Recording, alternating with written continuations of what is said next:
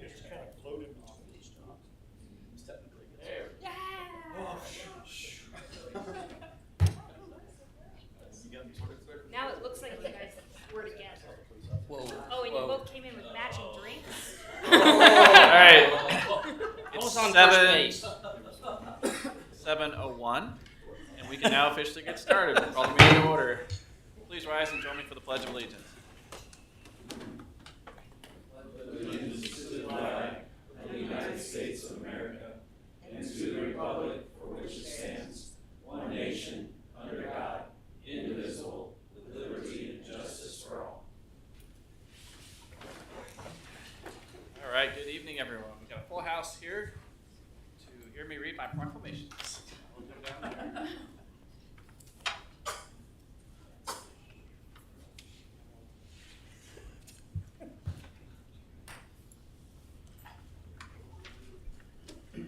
Okay, we have three proclamations. The first two are Parks and Rec related. First one is for Earth Day. Whereas the first Earth Day was celebrated with the goal of inspiring environmental awareness and encouraging the conservation, protection, and appreciation of our nation's resources. And whereas Earth Day was created to allow us to reflect on the health of our planet and the importance of environmental stewardship, safeguarding our planet and its natural resources to ensure that we and future generations will have a clean, healthy world in which to live, work, and recreate. And whereas Earth Day is celebrated annually to celebrate the beauty of our planet, we commit to actions to promote a healthy environment and to maintain a peaceful, just, and sustainable world. And whereas Earth Day is an opportunity to renew America's commitment to preserving and protecting the state of our environment, community service, and responsible stewardship. And whereas the theme for Earth Day 2024 is Planet versus Plastic, which highlights the importance of dedicating our time, resources, and energy to solving climate change and other issues. Now therefore be it resolved that I, Todd Winters, Mayor of the City of Gardner, Kansas, do hereby proclaim April 22nd, 2024 as Earth Day. The City of Gardner, Kansas, and urge all citizens to celebrate and commit to protect and enhance the long-term health of the natural environment and community.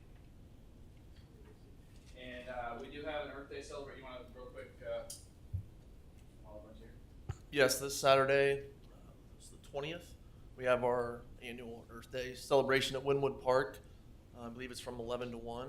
So come out, help us clean up the greenway, and we'll have some food and a demonstration. And the next one is for Arbor Day. And whereas in 1872, the Nebraska Board of Agriculture established a special day to be set aside for the planting of trees. And whereas this holiday called Arbor Day was first observed with the planting of more than 1 million trees in Nebraska. And whereas Arbor Day is now observed throughout the nation and the world. And whereas trees can be a solution to combating climate change by reducing the erosion of precious topsoil by wind and water, cutting heating and cooling costs, monitoring the temperature, cleaning the air, producing life-giving oxygen, and providing habitat for wildlife. And whereas trees are a renewable resource, giving us paper, wood for our homes. Yes. They agree. Fuel for our fires and countless other wood products. And whereas trees in the city increase property values, enhance the economic vitality of business areas, beautify our community, and whereas trees, wherever they are planted, are a source of joy and spiritual renewal. Now therefore be it resolved that I, Todd Winters, Mayor of the City of Gardner, Kansas, do hereby proclaim April 26th, 2024 as Arbor Day in the City of Gardner, Kansas, and urge all citizens to celebrate and support efforts to protect our trees and woodlands. Are we still a tree city? 19 years. Wow. That's good. All right. And last, this one is a little bit more serious, but it's Crime Victims' Rights Week.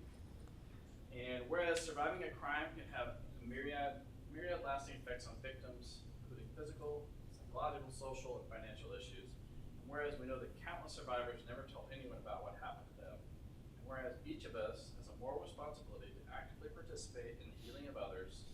Whereas it is necessary to create safe environments for survivors of crime, providing not only support but also access to critical services, and above all, hope. And whereas victims, service providers, community members, businesses, places of worship, colleagues, neighbors, and family members are capable of providing victim-centered, trauma-informed, and culturally responsive support. And whereas we must listen to survivors and be willing to create new options for support to ensure that all victims of crime can receive help and seek justice. And whereas we must do everything we can to show survivors that hope, belief that the future will be better, not just tangible, but within the reach.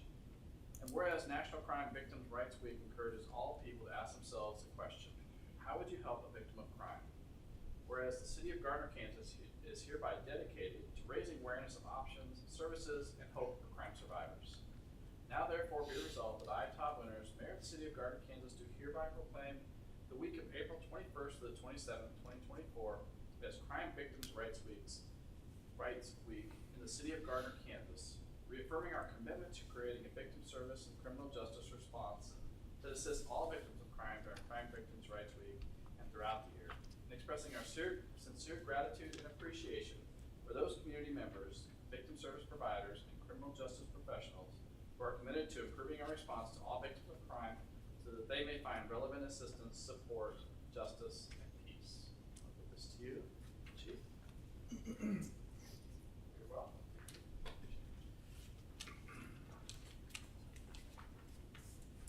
All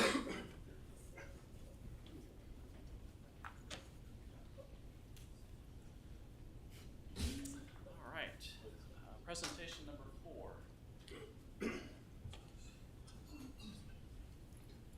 This is Matt. Public meeting regarding wastewater treatment plant improvements.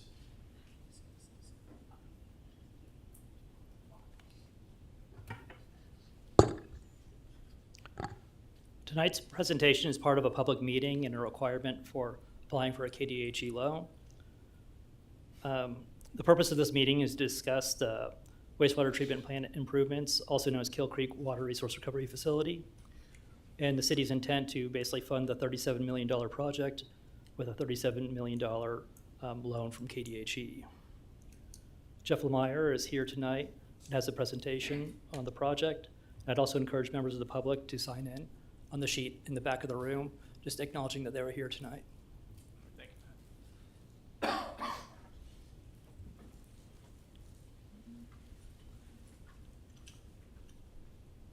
Welcome, Jeff.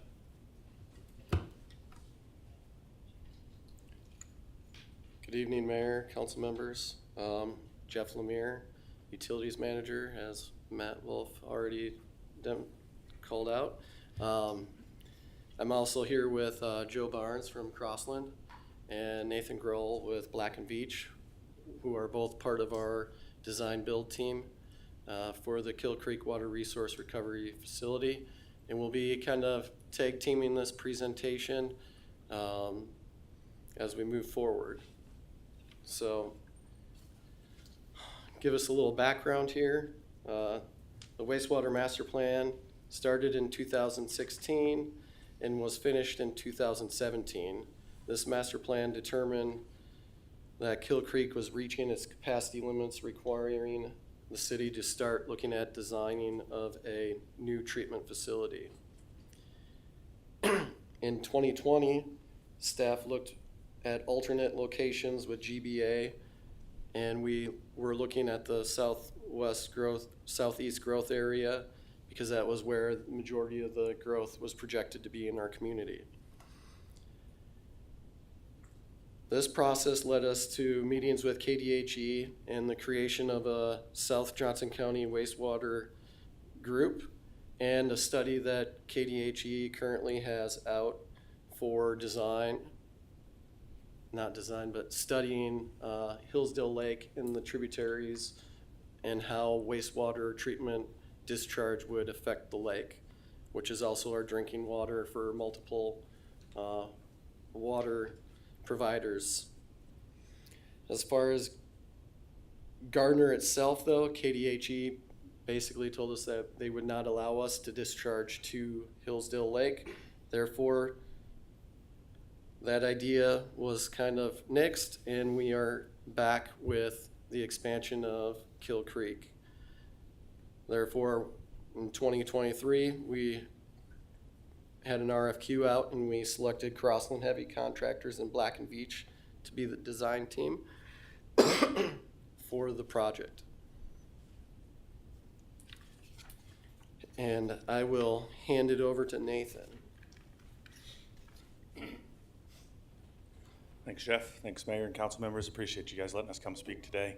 As Jeff mentioned, my name is Nathan Grohl. I'm project manager with Black and Veatch. We're the design arm of this project team. So glad to be here to talk about the project. We put together a couple figures and some slides to talk through kind of the plan at a pretty high level. But as you can see here, the map on the right side of this screen shows the planned improvements that we're recommending as a part of this project. And then we've got a list of some of the major improvements to the infrastructure shown on the left. So the big takeaway from this is the giant white box that kind of draws your attention in the middle of the screen. This is a new treatment system. So this is essentially doubling the existing treatment system that you have now. This is what allows you to reach those improved capacities like Jeff mentioned. You know, we're getting close to those, and we don't project having capacity for future demand. And another part of that is increased regulations with KDHE and permit requirements. So this treatment drain will help us allow the city to achieve those goals. The other facilities we're recommending are also going to assist with that, you know, increased pumping and some of that kind of stuff. But we're also looking to make operations more flexible for your plant staff. We're looking at ways to make things safer. We're looking at ways to bring things into code compliance. So there's a lot of miscellaneous items shown on here that we're doing to improve safety and functionality of the plant. Like Jeff mentioned, we've been working as a project team since 2023. We included KDHE in the preliminary steps of that, so we've been looking at different tech memos and different basic design reports where we evaluate the alternatives and look at different treatment processes and ways that we can improve this and achieve our goals and try to find the most feasible solution for the money that you guys are spending, the life of the plant, and kind of the public factor of this. So we've been working with KDHE, we've been having meetings, we've correspondence back and forth to make sure that we're aligning our recommendations with their expectations so that there's no hiccups in the long run. And then, excuse me, the other aspect of this, we've conducted site visits with your plant staff. We've taken them to local facilities so that they can see the equipment that we're recommending. They can talk to the operations, they can talk to the maintenance personnel from those plants and really see what this is and get hands-on experience so that way they're aligned with the recommendations and we're not just kind of giving them stuff that they're not going to be comfortable with. And then with that 30% design milestone, Joe will kind of talk about some more of the construction updates. Thank you, Nathan. Joe Barnes, Crossing Heavy. Appreciate the time. So in the pre-construction phase that we're in right now, so we're going through a process called value engineering, right? So we're working with Black and Beach and with city staff to really look at the design, how we're designing this plant, what these structures look like, what type of equipment we're recommending, and going through that together and making decisions as a team instead of engineers saying this needs to be what's done or owner dictating what needs to be provided. So we're going through this. One example would be the rock profile out there. Is we did this soil borings, so we're trying to optimize at what elevation this basin, how high can we raise it so that we're not removing a bunch of rock, extra expense. So that's just one of the exercises that we've went through as a team. We've done that through cost estimating, looking at the hydraulics on the treatment plant. Can the water flow by gravity by doing that, and getting preferences from operations and maintenance staff as part of that too. So we've been collaborating with all the major vendors for the equipment. We're trying to open up the specifications as much as possible so that we're getting a lot of good numbers, right? We're getting multiple people that are going to be bidding on this equipment. So we're trying to open up the market as much as we can. Again, we're working with city staff to make sure this plant is something that's going to be easy to maintain in the future, easy to operate, right? And that it's built so that it's prepped for the next phase when you expand again. We've also put into the design some redundancy, like a backup generator. So if the power goes down, we've got a generator on site that could keep the plant going. We've added pumping capacity so that it hits peak wet weather. The UV system, we're working with the manufacturers to say, will these units work at the expanded plant capacity? So trying to build some redundancy in there while you have to do this project. So prepping for the future. So moving forward, our plan is to wrap up the 30% design next month. We're going to finish cost estimating. We're going to get a finalized number called the guaranteed maximum price. We're going to turn it into the city, and then we're going to come before council in June, hopefully the June 17th meeting, and request that the guaranteed maximum price is acceptable and we can move forward with construction. If it is awarded to us, then we would immediately start doing excavations and then start with the concrete work. While we're doing that, there's long lead times, as you know, on major equipment. So by the time we're done with these concrete basins and structures, the equipment will be arriving and we can kind of seamlessly keep the project going. And then per KDHE, early 2026 in the spring is when they're dictating that the plant be completed. So this design build effort, this is speeding up. We don't have to go through and get 100% design, bid everything out. So this is an accelerated project. And with that, we'll just open up for any questions. Before we go to questions, I probably should have mentioned that Scott Milholland is here as well, our plant superintendent. I did forget to mention that. All right, thank you. Actually, first of all, if there's any questions from the public, it is a public. It's a presentation. Okay, council. The only question I had was obviously cost escalation, and we know we have a guaranteed maximum price, but as you know, and we know, we've seen this before in other projects that have come before us, that GMP sometimes has some wiggle room. I'm assuming a 10 to 15% contingency on this because of the materials issues and lead and lag time on procurement. Is that correct? Yeah, that's correct. We're going to bid out the major equipment early on in the project as soon as we can. So we're going to lock in those prices, and then two, we are going to carry a contingency on top of some of the items in the bid. So just in case there are price escalations, we're covered. The city is covered with that contingency as well. So there's not additional funding that needs to be provided in the future. You answered my second question on trying to lock in those procurement prices early because everything is escalating. So.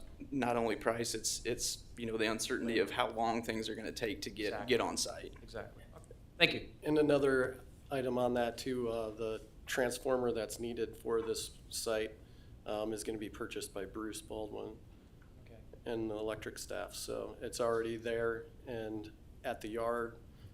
They have one that size, so we don't have to go out and bid that as well. That's great to hear. So we are looking at those kind of alternatives as well. Okay. Thank you. That's nice of Bruce to buy that for us. Yeah. That's a lot of money there. Did he write a check for that, or? I'm sure what his salary is now. Any other questions, comments?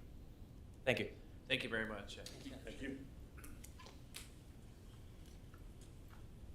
All right, our next presentation, Gardner Chamber of Commerce.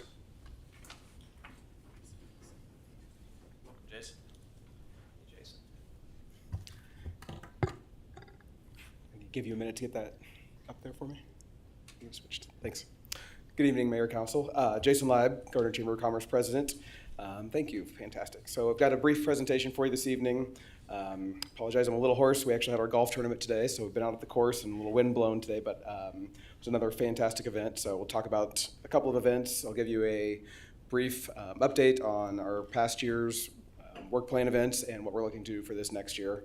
Kind of an update on what we discussed when I was here in November for our feasibility study on a fundraising campaign. So some of your faces are in these pictures here, but we had a great year. We had 15 ribbon cuttings this past year, so we're welcoming new and reestablished businesses to the area. Our morning coffees are always a well-attended event. We get a great turnout for many of those throughout the area. And here's some of our major events. Obviously, we had groundbreaking for QuickCom. You can see our sporting clay shoot, our trivia night, golf tournament, which was last year's version of today, and then a couple of the pictures, top center and bottom left, I wanted to call out. That is one of the programs that I think has been discussed to be brought forward, and we did implement starting this current calendar year, but put together last year, and that is the Leadership Gardner program. So that top center is our class of 12 people that we had for this year. That was up at Topeka. We'd taken a group trip with the other Johnson County chambers to Topeka to meet with legislators, and presentations from various organizations. Just this week, we had a regionalism session, so we were downtown Kansas City, Missouri, heard from mayoral panel from both sides of the state line, Mark, some other regional organizations about their efforts. And then bottom left was out here in the parking lot, had a demo of the electric. So we blew a breaker and fried a hot dog, and everybody had enjoyed the demonstration on the trailer there. And then from the project you just saw, our afternoon, we actually were at the wastewater treatment plant, and so those participants all got a great tour of that facility as well. So it's I think people will be interested to hear what's happening there as far as expansion, because they have some knowledge of what's going on there. So that was one of the programs in our work plan from last year that we thought we would hopefully get put together, and that is going on currently. We've got a couple sessions left, and that first class will wrap up here, and we'll start working for 2025 class. Just kind of an infographic on some of the other events. I mentioned our ribbon cuttings and our coffees. We have a very significant webpage presence. We get a number of businesses that their listing on our site shows up before their own. Mentioned Golf Today. Along with that, we partner with Gardner Schools Foundation, and then also with the Rotary Club here on our trivia night. In those two events, we raised over $25,000 for both those charitable organizations and the Chamber's efforts. You can see our membership numbers, growing membership over the last year. I did want to call out a couple of items from the magazine this year. So increased distribution from 11,000 to 12,000 this year.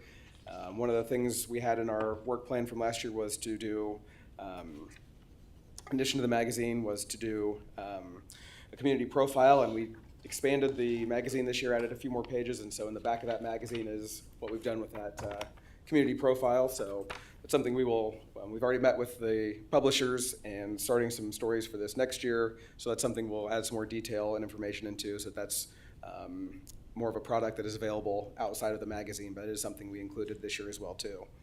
One of our other items was the new resident bags. That's been a very successful program we do with partnership with community policing. When somebody establishes new utilities, they can opt in to receive a new resident bag, and so that is information. Could be, kind of swag items or information on local businesses. All our members have an opportunity to put something in there, and those are hand delivered out to welcome people to Gardner, and that's we get a lot of positive feedback. We've gotten several handwritten notes and phone calls just saying thank you for doing that. It makes people feel welcome when they get here, so that's a successful program that we will continue as well too. One of the things we did last year was create a relocation guide. So we'd had a list of available rental properties, but we've kind of formalized and increased the design on that. So it is a nicer looking production, and that's available on our website, or if somebody calls, we email that out to them as well too. Mentioned the other events. One of the things that we discussed last year for our 2023 work plan was a community foundation. That is in progress, so we are working on the bylaws currently, and we'll be submitting and filling out and then submitting the 1023 form to create that foundation. Kind of a vehicle for what I'll talk about in a minute, but also just have a place for people that want to see the future of Gardner grow, and some place that they can put their funds for some of the programs that we'll talk about in a minute. Tourism related, so we continue to be a member of about a half a dozen regional and statewide organizations that we promote both businesses and events happening here in Gardner through those entities. That goes anything from an app called AutoCast, so if you're driving through and you have that app, it'll tell you what's going on in various areas. There's the statewide tourism website that we have events posted to, and then a microsite for the Northeast area. Participate with Visit KC and their programs as well too.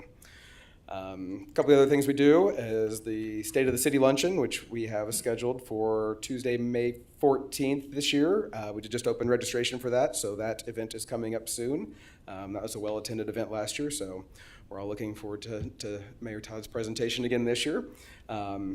And excuse me.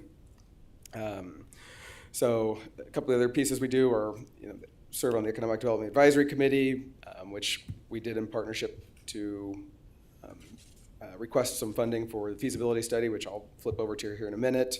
It has been my role to serve on the board of the Southwest Johns County EDC, which is now defunct, but that is something that is an ongoing process, and we'll talk about here momentarily. So Again, last time I was in front of you guys, we had a request for some funding for a feasibility study. That process is not complete. It will wrap up in about 3 weeks from now. But we did put together a draft prospectus. I know several people up here in the front of the room have participated in the interviews with that. We kind of looked at what the future population growth looks like, and so what is it that we want the community to look like, and how do we manage that growth over the next 15 years. And out of that, we developed a number of strategies and goals.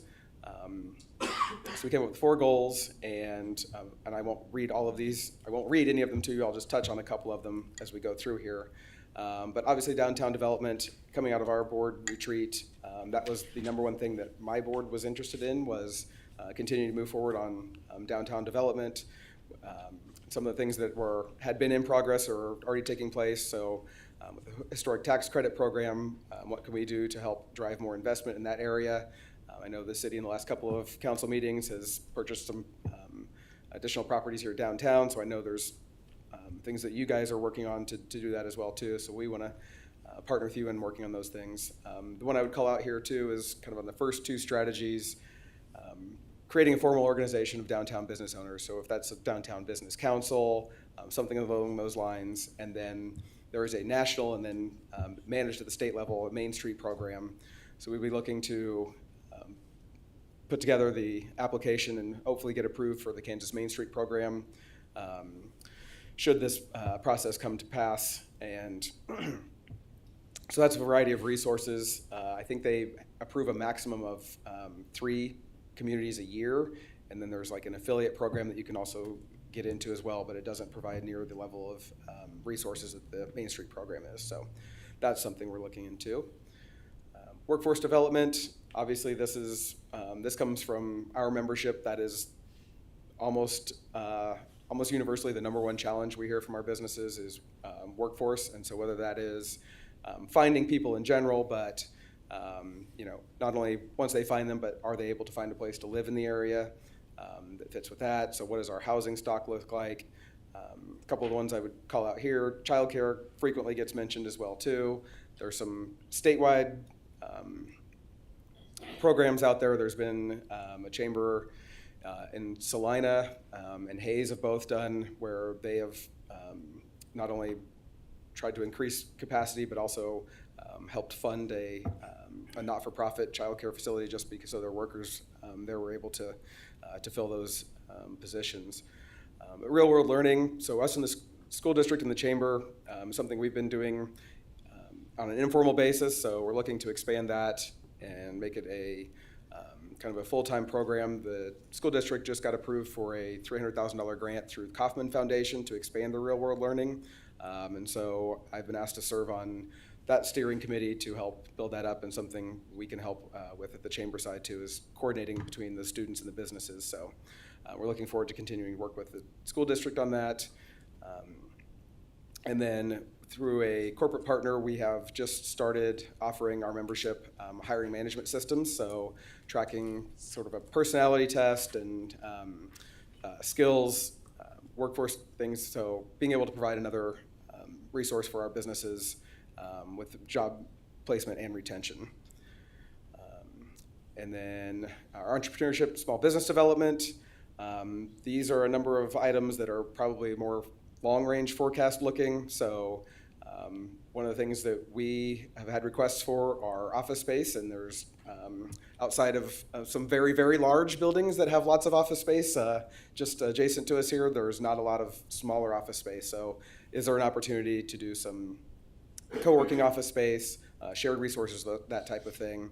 And along with that, can we put a small business resource center in there, take advantage of some of the resources that are available throughout the metro region, but bring them here local? And then if we are able to do a number of these items, then we are probably looking to outgrow our space with additional staff. And so the potential of the chamber relocating to that potential office, shared office space, and be able to manage that as well too.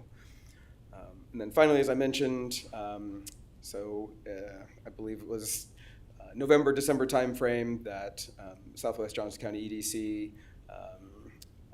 has started winding down operations.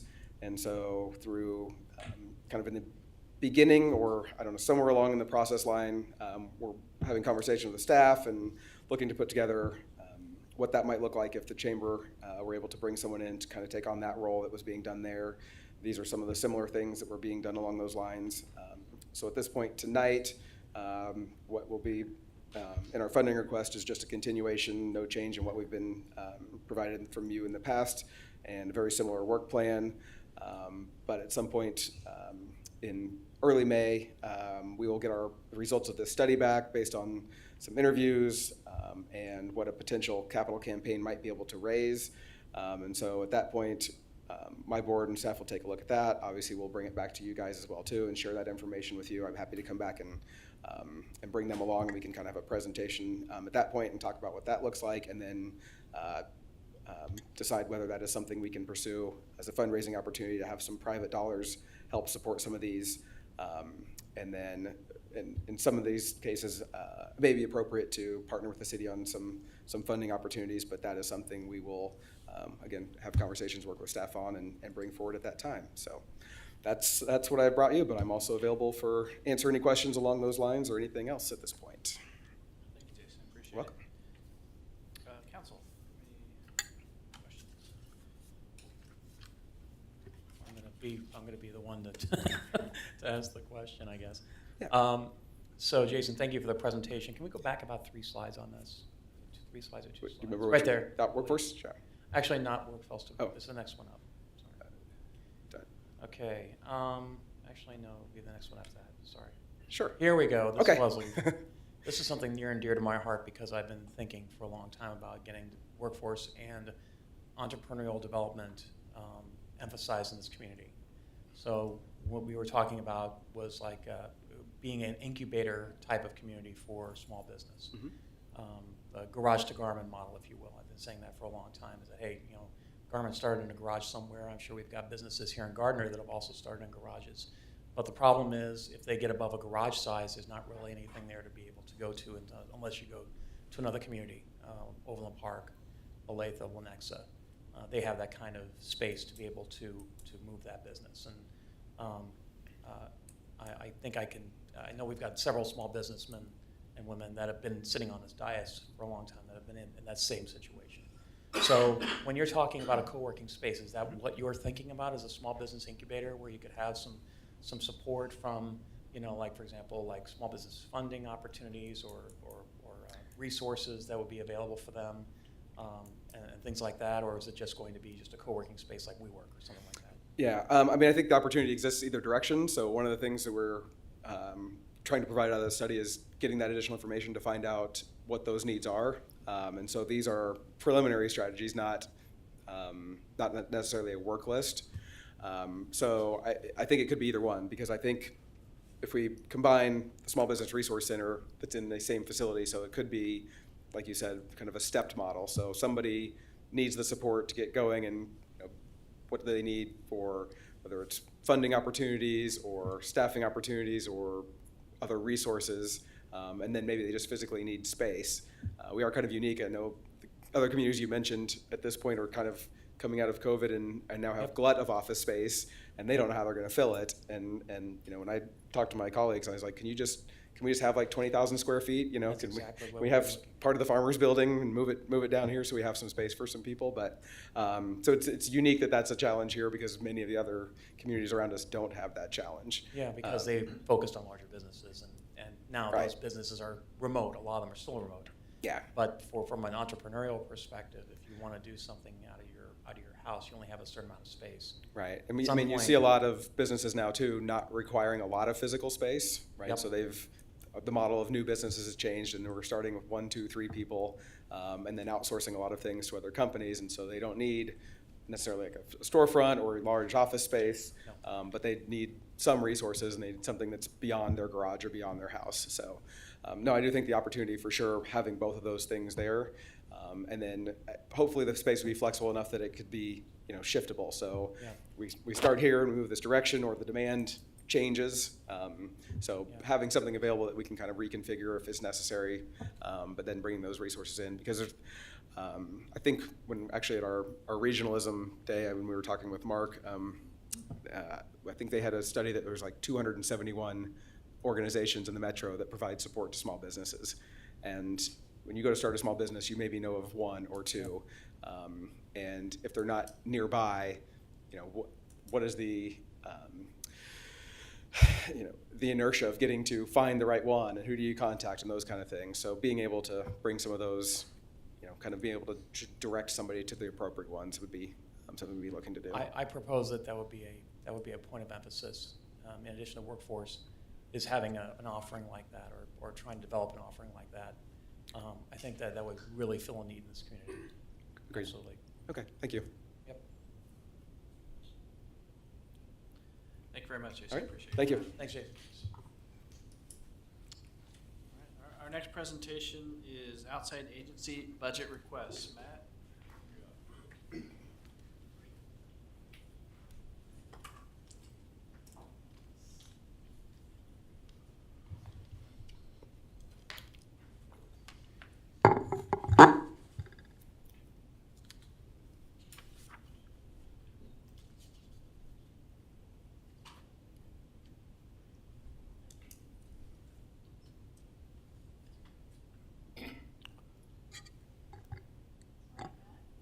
Don't worry about it.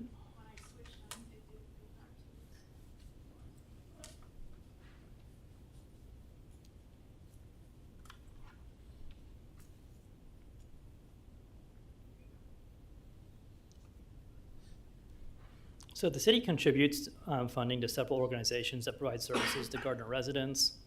The purpose of the presentation tonight is to summarize the 2025 funding requests for the governing body. The presentation tonight will also include a brief update on the Economic Development Fund and the Special Drug and Alcohol Fund, which provide funding for most of these outside agencies.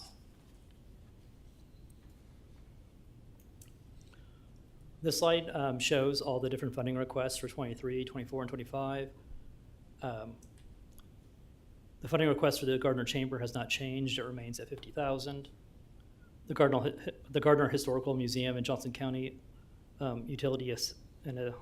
utility and rental assistance programs have not changed in their funding request. One small note I want to make about the new rental assistance program from Johnson County. If you remember, they asked for it last year for the first time. There was some discussion between council and Johnson County at that time. I believe I made a mistake in the budget last year. I believe it was the council's intention to fund the $5,000 request. I did not see it anywhere in the budget. That's an easy fix if that's what council wants to do. We can add it to the 2024 revised budget. I'm seeking direction to make sure you intended to fund the rental assistance program. Also, Joanna Howarth, outreach services manager for Johnson County, was seeking direction from council on what's the appropriate amount to set for the assistance for rental for households. For example, setting a $300 amount would mean money could be used for many households. Setting a $500 amount could mean if it are less households, but you'd have more meaningful impact. So if there's any preference on the kind of threshold to set. And then finally, GCA, the Gardner Cemetery Association, hired a new sexton and has expanded the roles of that position.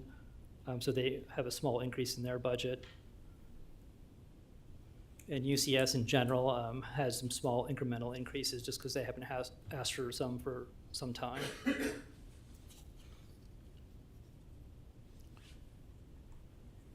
In the Economic Development Fund, the main funding source is transient guest tax revenues. In 2023, we had about $326,000 in revenue.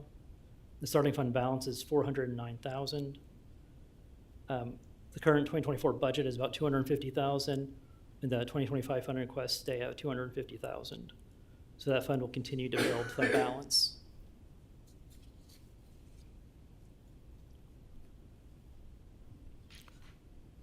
In the Special Drug and Alcohol Fund, the funding source is about a third of our special alcohol tax revenues. The revenues on an annual basis are about $72,000. And in 2024, the starting fund balance is about $202,000. The funding requests in 2025 were $34,000. Even with the increased funding request, the city should have an annual budget surplus and will continue to build fund balance. Please remember this fund is restricted for purpose of funding programs for education, treatment, and intervention of alcohol and drug abuse. That concludes my presentation, but I would like to hear some feedback from council on how they want to address the rental assistance program. Did you have any, did they provide any feedback? I'm not sure I would know what the best, what we need, or. It's either one would work. It's just, would you prefer to help a lot of households, or would you rather help a fewer amount but in a more meaningful way? Matt, what is the rental assistance coming from? Is that coming from general fund or is it coming from another special fund? General fund. General fund. I guess I would lean towards the 300 and see how that goes at first to help maximize the number of people that we could help, and then if we realize it's not actually helpful, then revisit it. I'm not familiar with the program in the past. Maybe you want to answer. It's brand new. Is it $300 a month or one time, or what is it? It's a year. It's an annual Yeah. assistance, okay. And this is a new program that Johnson County just voted on. Is it matching funds, or it's just straight from? Yeah, so basically almost all the programs we donate to or we contribute to, they get funding for other jurisdictions as well as the county. I don't know, $300 a year probably doesn't go very far, though. That was kind of my thought. I was wondering, $300 better than nothing for some families that are in dire need, but that Well, I doesn't guess go. my thoughts were 500 isn't that much different, and so if we can help just a few extra people, that, and then get feedback on the program. You're going from 10 to 16 and 2/3 people, so Yeah. 50% more, 60% more. Where's that 2/3 come from? Just it'd be 5%. What is 2/3 of a person? Yeah, split the baby here. I'd say go with the 300 and see how it goes. Okay. Consensus on that? Thank you. I had a question about the alcohol and drug fund. The fund balance seems pretty large, and with these revenues, we're adding another 40,000 on average or so. Is it? It is growing. Basically, there's several ways you can look at using this. I know the police department has used it in the past also because it can fund certain either programs or types of equipment. So that's a possible use of those funds. Or you could look at increased contribution for some of these charitable organizations. Basically, you have options on how you want to utilize that, and we can bring some back to you if that's what. I was going to ask about UCS because there's some portions of that would be considered as valid under drug treatment and mental health regarding substance addiction. Am I not correct in that? That's correct, and that's where the majority of it goes right now. So about half of it goes to the Drug and Alcohol Council. Okay, so yeah, so if we were to, and that amount's increasing because we open up more liquor stores. That's just how it goes. But I think that it might make some sense if we can only use that for those kind of efforts. Maybe we can do something with law enforcement within the community as well. But I think we need to probably bump up the number to UCS because this is just going to keep going up. Either that or we, is that statutorily required, that special tax? There is a Kansas statute that basically says a third has to go to your general fund, a third has to go to your special Parks and Rec fund, and then a third goes to this special alcohol and drug fund. So we don't have very little control over these funds as it currently stands. So I would say we bump up the numbers because we have more people in the community. It makes sense to bump up those numbers to use more of that reserve because it's just going to sit there. Well, I want to make sure we're putting some aside because while it's not a yearly expense, at some point we're going to need a new K-9 and facilities for that, and this money could go towards that. Are you correct? sure that's covered? Yeah, under that's this? what I was gonna say, is I'll have Pam. I think so. Yeah. Take a look I'm and not sure see if it's what we can covered come under up with for statute. the police department, and we'll get back to you. There has been discussion on that in the past, as well as I think a mental health Yeah. co-responder. Yep. That's kind of what I was thinking. I'm sure we have internal needs that we can fill. Yep. I understand. Any other questions on this? Okay, Our next presentation then is the 2025 to 2029 Capital Improvement Program.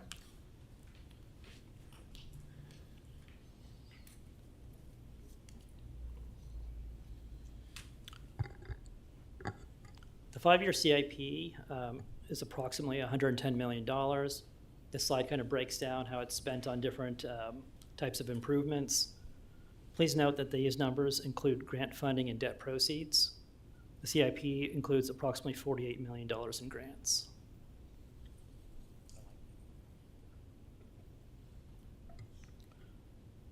A few of the projects throughout this presentation also have pre-construction costs that might have occurred in 2024 or earlier.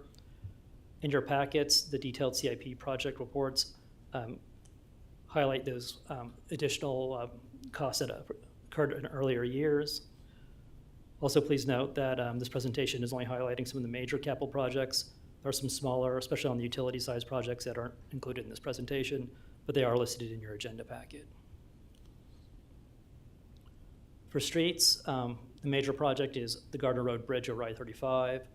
This has been an ongoing project for years. We expect construction to start in 2025. Also in 2025 is the Cherokee Rehab West City Limits to Center Street, and also the Signal Interconnect project. In 2026, we have the I-35 and US 56 interchange improvements and the mill and overlay of Old 56.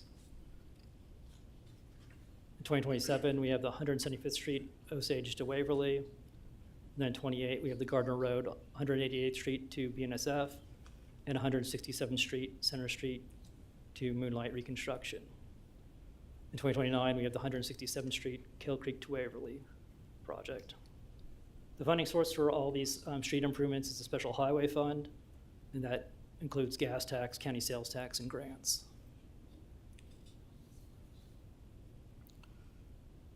The spike of revenues and expenditures in 2025 are related to the Gardner Road Bridge project and associated bond and grant proceeds. The spike in 2028 is related to the reconstruction of 167th Street from Center to Moonlight. Fund balance is projected to drop to approximately $600,000 in 2027. This is primarily due to the timing of proceeds and expenditures for the 167th Street Center to Moonlight reconstruction project. Basically, the expenses are expected to occur in 1 year, and then the debt proceeds will follow.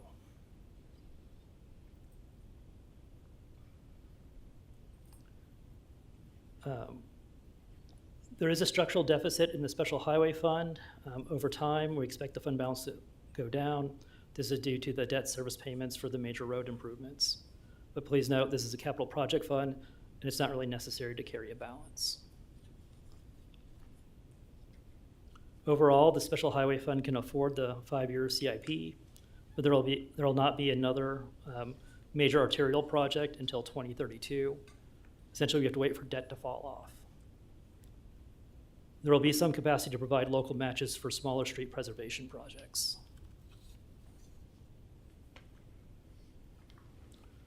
For airport improvements, we have Tract E demolition and removal. The acquisition of Tract E should occur this year. Then the demolition and removal will occur in 2025.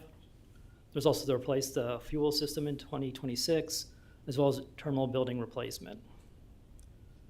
Reconstruction of the west apron should occur in 2027, and then at the end of this 5-year CIP, we'll start the design of the reconstruction of east apron.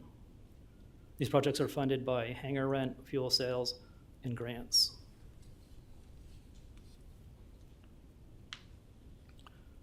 The airport capital improvements are funded primarily through FAA and KDOT grants, the small local contribution.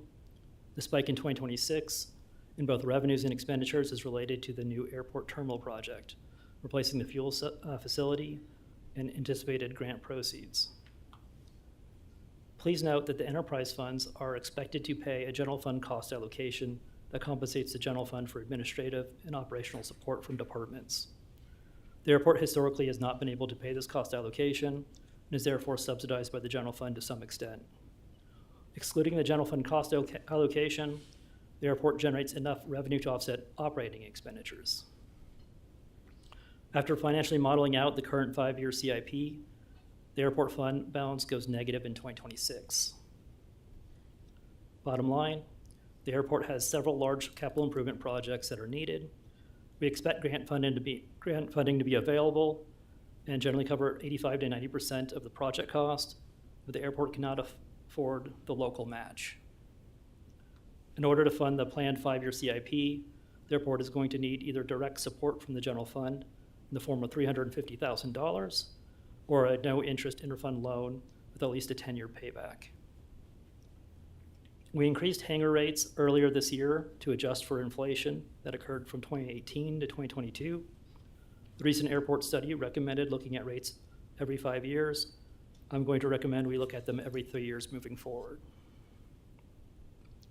When evaluating rates, we may have to give consideration for more than just inflation, but also how to generate enough revenue to set aside for local matches for future capital projects.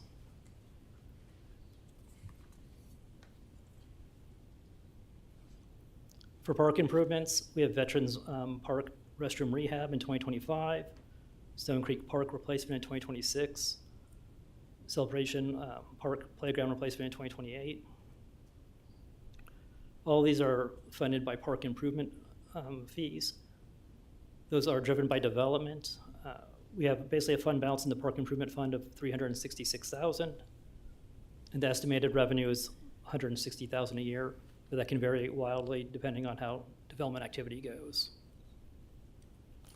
A slowdown in development could delay planned park improvements. Also, the city may choose to waive some of the projected park impact fees if developers build other park and recreational improvements that are of greater value and align with the Parks and Rec master plan.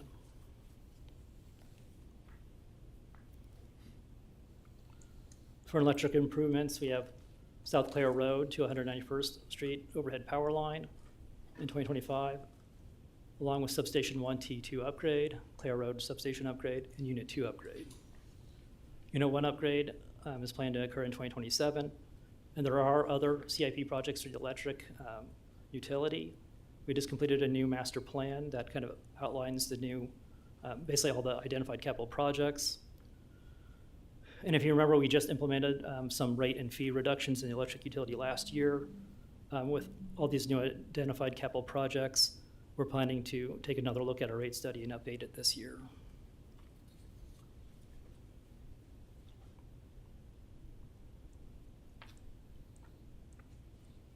For water improvements, we have the new water transmission line. Please note there is a rather large preliminary design cost for the water transmission line that will occur in 2024 at an estimated cost of $1.1 million. We plan to basically issue debt to cover both the preliminary design in 2024 and the new water transmission line that's being constructed starting in 2025. The planned rate increases were approved for the Hillsdale, or for the water fund, for 3.7% each year through 2030. That's to help fund the Hillsdale water treatment plant expansion that occurred a couple of years ago and the planned CIP.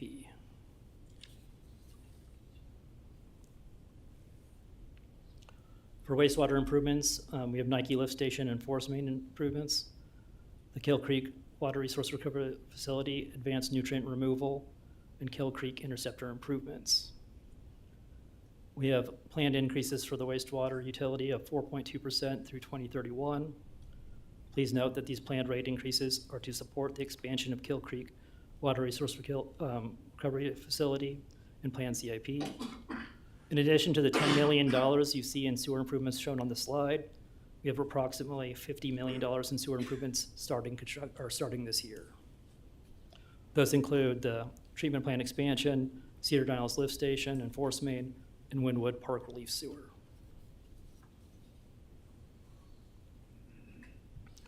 The next steps include presenting the CIP to the Plan Commission in May. Then in June, the county should calculate the revenue neutral rate. We'll have the first budget presentation in June. Then on July 1st, we'll have to consider a resolution regarding the revenue neutral rate. Then the budget adoption process will vary depending on what council decides to do with the revenue neutral rate.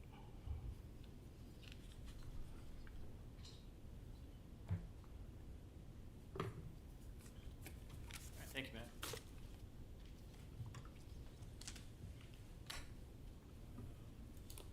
Council.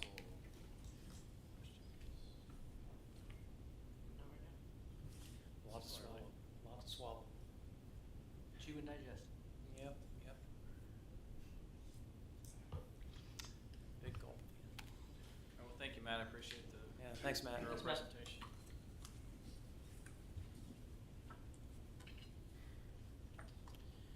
All right, we have no public hearings. We will move to public comments.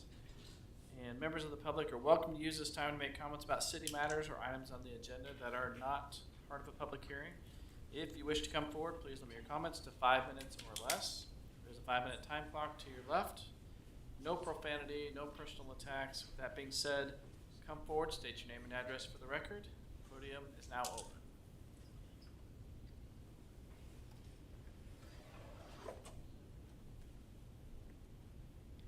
All right, no one coming forward. We'll move to consent agenda. There is item 7 on the consent agenda we are removing at this time. Okay. So if anyone would like to remove any other consent agenda items from 1 through 6. Yeah, I'd like to pull consent agenda item number 3, please. Any others? Do I have a motion to approve consent agenda items 1, 2, 4, 5, and 6? So moved. Second. Motion Shute, second Deaton. We approve consent agenda items 1, 2, 4, 5, and 6. All in favor? Aye. All opposed, abstain, those pass. Consent agenda item number 3, consider authorizing the city administrator to enter a contract with Sands Construction Company for construction of the South Center Trail project. Yeah, I just had a couple of questions real quick for Jason. This is the asphalt trail that goes along the south side down to the was now the Olathe Health Gardner Edgerton Correct. office, and this is being replaced with a concrete trail. It's going to be very similar to what we have on 183rd and Madison on those thoroughfares. The West Madison Trail Off of Madison. Yeah, and then the 183rd Street, the I think it's like a 7-foot wide trail along the east side of 183rd Street, down to the fire station. I believe it's Correct. 10 foot. It's Yeah. 10. 10 feet, sorry, 10 feet. How long do you expect that that project's going to take? Because that's a pretty heavily traveled trail. It's also used for schools. I'm not sure that we have a timeline on it yet. I can check and I can put in the Friday minute memo. Okay, that'd be good, just because that's going to take some significant communications to the folks that live down the south side of town. Make sure that they have plenty of time for contingency planning. That's all. Yeah, I can get a timeline. Great. Thanks, Jason. That's all I had. Do I have a motion to approve consent agenda item 3? So moved. Second. Motion Shute, second Deaton. We approve consent agenda item 3. All in favor? Aye. All opposed, abstained, consent agenda item 3 passes. Nothing on planning and zoning consent. Move to committee recommendations. Number 1, consider adopting ordinance approving a rezoning from ACP-2 Activity Center Plan to General Business District to ACP-2 Activity Center Plan General Business District for potential commercial development of 1.44 acres located at the northeast corner of South Gardner Road and West 187th Terrace. What's the difference? Good evening, Mayor, members of the council. Dave Noppick, Community Development Director. Essentially, what you are looking at tonight is a revised preliminary development plan for a portion of the Plaza South development. So this is for Lot 3. It was originally platted and planned as a single lot, 1.44 acres as mentioned. It's at the northeast corner of 187th Terrace and Gardner Road. And this plan, this preliminary development plan, proposes to split that lot into 2 parcels, Lot 3A and Lot 3B. So essentially, the zoning stays the same, ACP 2, so it is the same zoning, but because we have a revised development plan, preliminary development plan, it is a rezoning technically. So that's why it reads the way it does. From that perspective, I'll note also that there are 2 roads here that are private roads. 187th Terrace and Vivian are both private roads as part of that development. And you'll note that the access for the 2 lots are coming off of those private roads, not off of Gardner Road. With that in mind, again, this parcel is located between the existing car wash and the credit union that exists today. And I noted before it was originally intended to be a fast food restaurant under the original plan. Within this plan development, Lot 3A, which is the south lot, would be for a fast food restaurant with a drive-through. It has a final development plan that is associated with it, and therefore you'll note that the Taco Bell is noted there because that is what went through the private development plan or the final development plan process. The north lot, Lot 3B, the user has not yet been determined or released for a final development plan, but is anticipated that this will be a drive-through facility again of a restaurant type or of a food service type. So tonight the applicants are present and their team are present if you have specific questions for them, and I also stand ready for any questions that you might have. All right, thank you, Dave. Is there any public comment on this item? Council. This is basically a subdivision. It's basically. Correct. We're basically splitting an existing lot. Yep. And then the preliminary development plan has shown that layout. Yeah, I see that. We don't know what the user is going to be for Lot 3D yet. That's not been nailed down yet. Correct. That has not been released. Okay. I have no other questions. Any questions? Do I hear a motion for committee recommendation number 1? So moved. I'll second. Okay. Motion McNair, second Deaton. We accept the recommendation of the Planning Commission and approve ordinance number 2798, an ordinance changing the zoning classification or districts of certain lands located in the city of Gardner, Kansas, under the authority granted by Title 17 of the Municipal Code of the city of Gardner, Kansas.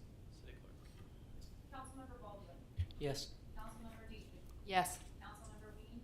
Yes. Councilmember Shute. Yes. Mayor Winters. Yes. Councilmember McNair. Yes. Committee recommendation number 1, ordinance number 2798 passes. Thank you and welcome. Yes. Welcome to our community. No old business. New business item number 1, consider authorizing the city administrator to execute an agreement with Gravy and for approving the city contributions to health, vision, dental, and life insurance programs. Matt Wolf.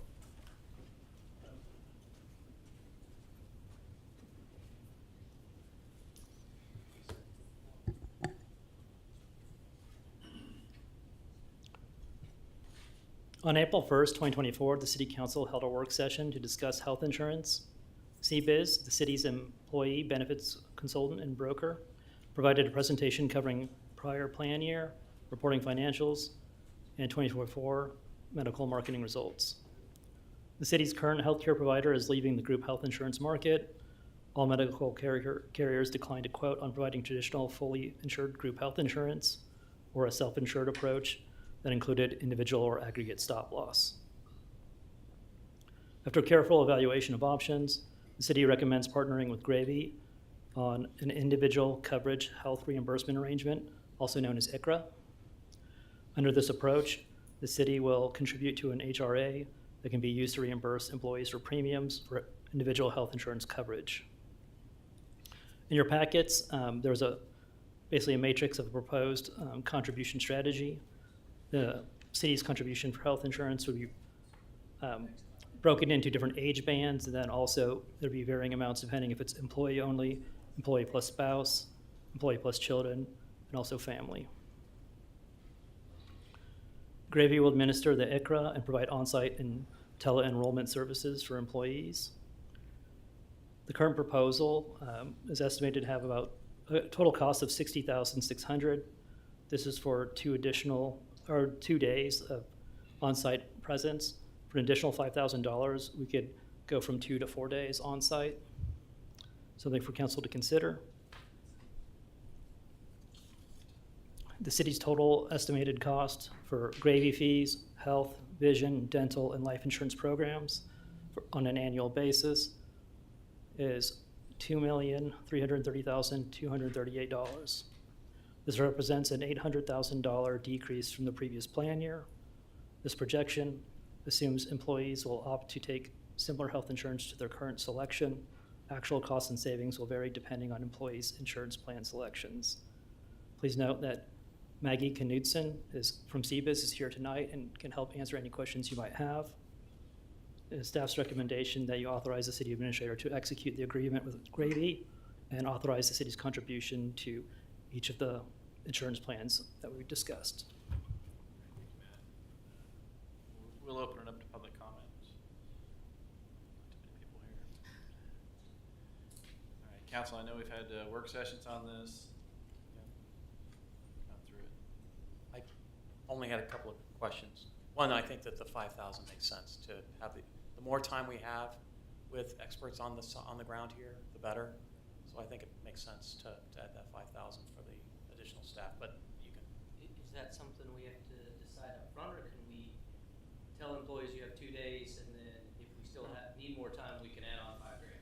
Yeah, they would need to know as soon as possible in order to coordinate having those counselors on site. So we were thinking having 2 the first week and having 2 dates the following week, just to accommodate employee needs. And would these be appointment-based, like the employees would sign up for a time slot and be expected to show up there? So if they wanted their spouse or family members there. Exactly. So the plan would be, there will be 2 weeks for open enrollment. The first week we would have 2 days in person. We have a communication that will have a scheduler link going out. And so that'll provide employees the opportunity to schedule a time that works for them. And then the same thing for the following week, 2 days that following week.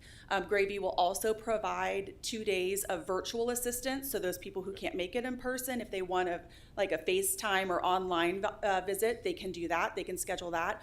And then there's just call center. So if someone just wants to pick up a phone and make a call and speak with a counselor and doesn't need that, they can click the buttons and navigate the system on their own, but just want that consultation with the counselor, that is available the entire open enrollment. So we have kind of a 3-layered approach. And what are the hours of the call center?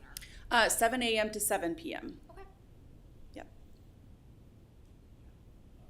I think you add in $5,000 at least for the first time. Absolutely, I do. See how this goes and how much everybody uses Yeah. it.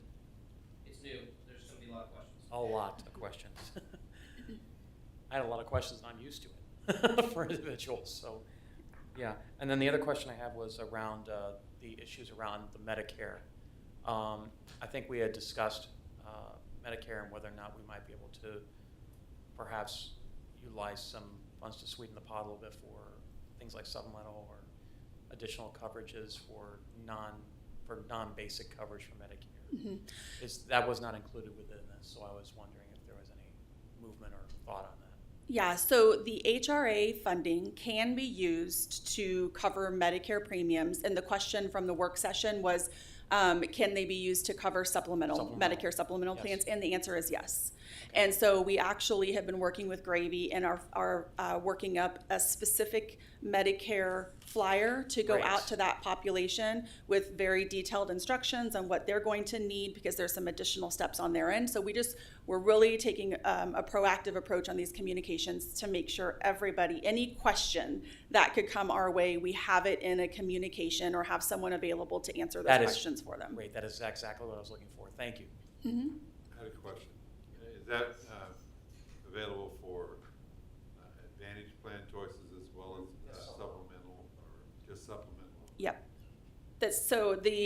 And I'm not a Medicare expert, so I'm not licensed in that area to be able to speak to the details around that. I would have to check on the Medicare Advantage piece of it. I do believe it would cover that portion of it, but I'd have to confirm that Medicare Advantage is. Well, covering the supplemental would be a great deal for city employees. Basically, at no cost out of pocket. But I think Part D is also handled through that as well, if it's healthcare related. Yeah, Plan G covers just about everything except $250 a year. Yeah. And we are also looking at having some Medicare experts on site to do some education, Medicare 101 education for those individuals who are needing to navigate that. Great, thank you. Mm-hmm. All right, so you showed this going through June of 2025, right? The proposal on the table right now is what we're looking at is July of 2024, and then everything will renew this fall for January 2025. Now, if this, typically the individual market sees about on average about an 8% increase annually that would take place on those rates effective January of 2025. So I think that's something to discuss in this fall when we're going through this same process. Is the city wanting to then increase contribution, maintain the same contribution, the funding toward those plans for January 1 that you're putting in place for this July 1? Do you anticipate premium increases to run about 8%, or do you expect inflation to drive those even further? The individual market has been pretty consistent in those 8%. There's some variability in what plans and the carriers and those types of things that are the players in the market, but that increase has been consistently about 8%. So they would anticipate that to be the same case this next year, but it ultimately comes down to whatever that healthcare marketplace looks like at that time. So this brings up something that I'm going to ask Matt possibly to see about addressing. If we're looking at an average 8% increase year over year, instead of us having to have mid-year adjustments in our budgets, because that's going to have to happen if we don't get this addressed, because it's going to be calendar year for our health insurance, but fiscal year still runs July 1st to June 30th. Is there a possibility that we can fill in the, oh, I'm sorry, your fiscal year is your calendar year. I'm sorry. Forget it. Don't worry about it. We're done. Other way around. So we're not going to be in sync, so we won't have to have any budget adjustments. I think I still got lost. So fall of this year, though, is what we're saying is that we'll go back and readdress. So what we're really talking about is we have 6 months. Yeah, it'll be 6 months. And then So the total that we're going to outlay is 6 months is still $2 million. This number is annualized, so Okay. basically we're showing what it would look like for an Look like entire for a year. okay. We're actually not approving the dollar amounts here, really. We're just approving the contribution rates, and that will depend on what people actually sign up for. We don't know.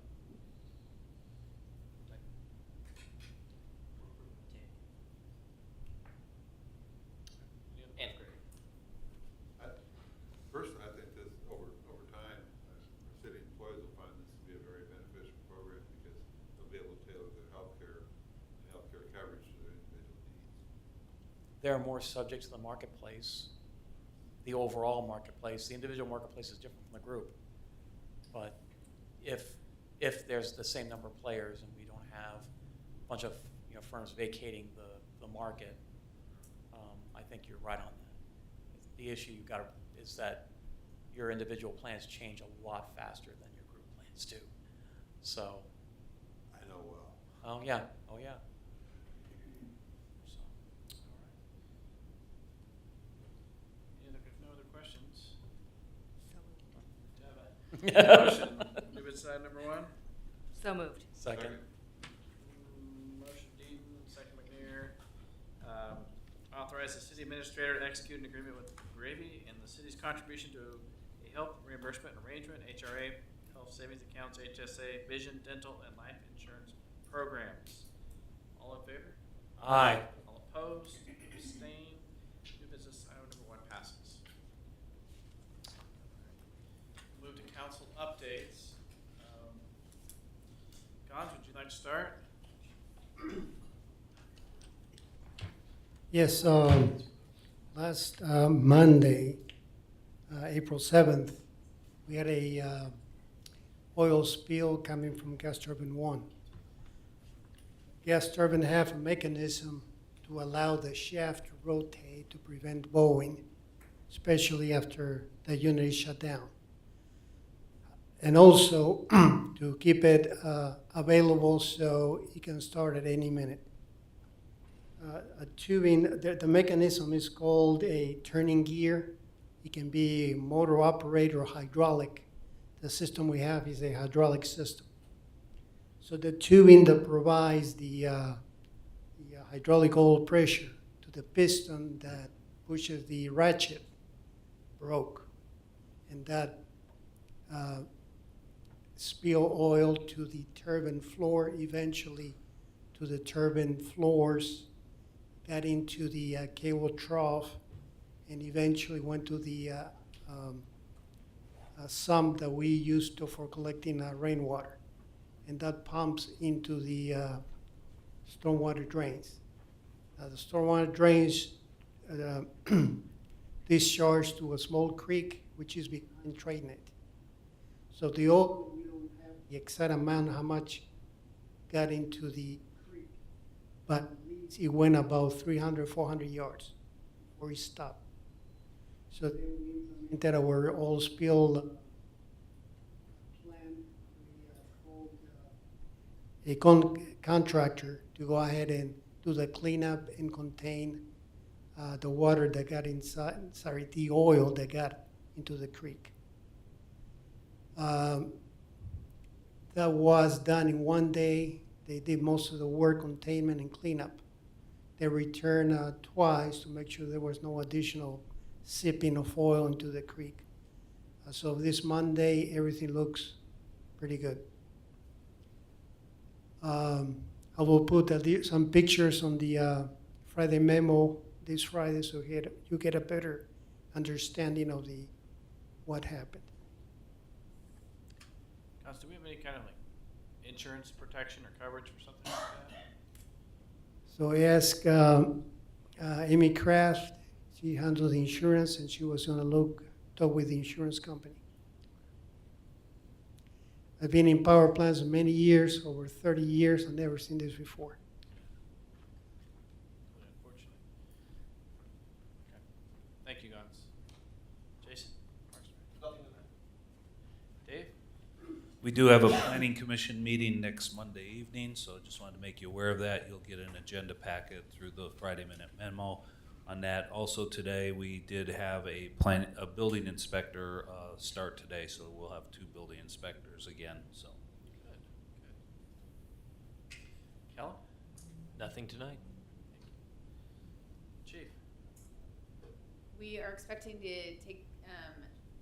get 3 of the vehicles that we ordered in January are supposed to be in this week. So we'll start working on getting those outfitted and on the streets. And that's all I have. Thank you. City clerk? Nothing today. Finance? Nothing more tonight. Okay. You were up there a while. City attorney? Nothing. City administrator? So I was able to close on the house at 111 North Center last week, so we're going to start the process for getting bids for demolition and cleanup. Excellent. I'll bring that back to council. Thank you. Councilman McNair? Just a shout out to our police department. Great job this weekend. That incident on I-35. Way to support the county. Thank you. Councilman Lean? Nothing for me tonight.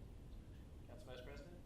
I want to give a shout out to the Explore Gardner team. I think it was private citizens and businesses where we had over 30 businesses and I think over 76 people turned in a bingo card, and I participated in it and learned some things, and I thought it was a really great program to learn more about our community.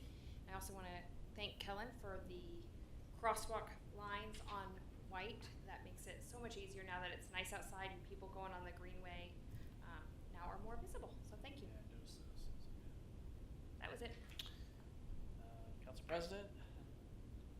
I have nothing as well. So is there a motion to adjourn? So moved. Second. Motion Deaton, second Baldwin. We adjourn. All in favor? Aye. All opposed? Abstained? We're in adjournment.